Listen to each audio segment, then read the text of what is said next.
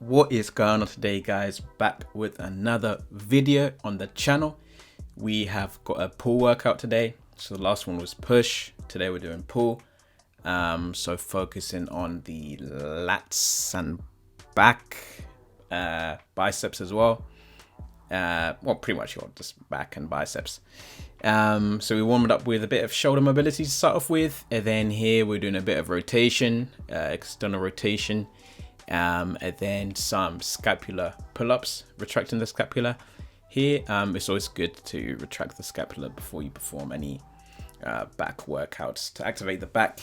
And yeah, just warming up here, as well as like 2 or 3 pull-ups before we get into the first exercise, which is, well, the first like skill / exercise, which are negative front levers, pretty much. So starting off a bit higher, then slowly working our way down into the tucked front lever position. Yeah, in a few of these I'm like not quite level or like fully horizontal. I'm a little bit up, my hips are a little bit more up, but yeah, I just realized in recording, when you're actually doing it, you can't really, I'm just struggling to keep myself there in the first place. I'm not really realizing, you know what I mean? So yeah, as you see there, my hips, well, are a bit higher. They're not fully horizontal, my body, but yeah, it's sort of like a lat pull down if you think about it, keeping your arms straight. But you know what I mean. But yeah, that's pretty much it. On to the second exercise, we're doing some just tucked chin-ups, pretty much. Sort of an isolation for the hip flexors and abs, as well as doing just pull-ups, but with a bit of a twist on the wrists, sort of. So it's at the top, it's like a chin up. At the bottom, it's like a pull up, because we're supinating the grips at our grip at the top, getting our biceps activated. So it's going to be a bit easier at the top there to get more of a range of motion. So yeah, that's what we're going for here.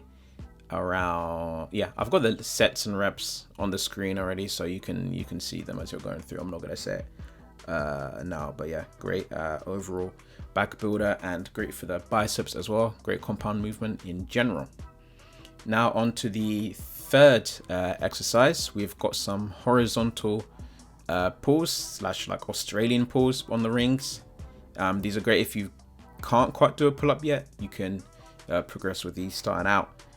Depending on the level of the rings or bar, whatever you use, it can be harder or easier. So the higher it is, the easier it is. Then the lower you go, the harder it is. It's just changing the lever. And make sure you retract your scapula when you do these as well. It's always good to pause at the top like I'm doing here.